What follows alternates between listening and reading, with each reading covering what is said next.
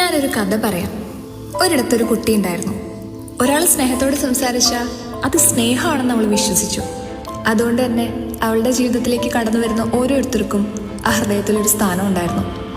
പക്ഷെ ചിലരെ അവൾ മുഴുവൻ ഹൃദയമാക്കി മാറ്റി. അവർ ഒരിക്കലും തന്നെ വിട്ടുപോകില്ലെന്ന് അവൾ കരുതി.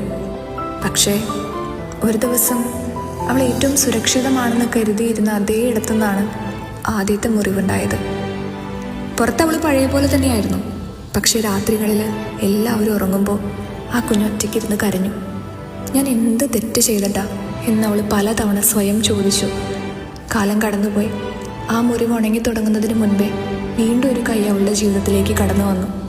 ഇനി പേടിക്കണ്ട കേട്ടോ, ഞാനുണ്ട് കൂടെ എന്നൊരു ഉറപ്പ് പോലെ. മുറിവേറ്റ ആ കുഞ്ഞ് വീണ്ടും വിശ്വസിച്ചു. പക്ഷേ ആ കൈ ഒരിക്കലും പിടിവിട്ടുപോയി. പോകുമ്പോൾ ആദ്യത്തെ മുറിവിനേക്കാൾ ആഴമുള്ള മറ്റൊരു മുറിവ് അവളിൽ ഉപേക്ഷിച്ചിട്ടാണത് പോയത്. അന്ന് ആ കുഞ്ഞ് വളരെ നേരം കരഞ്ഞില്ല. അവൾ വെറുതെ നിശബ്ദമായിട്ടിരുന്നു.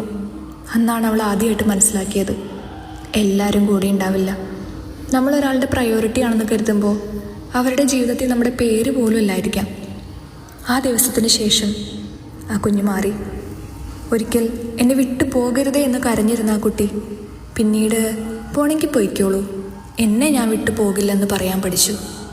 വേണ്ട, ഇനി ആരെയും കാത്തിരിക്കേണ്ടെന്ന് തിരിച്ചറിഞ്ഞു. ആ കുട്ടിയെ നമ്മളിൽ പലർക്കും അറിയാം.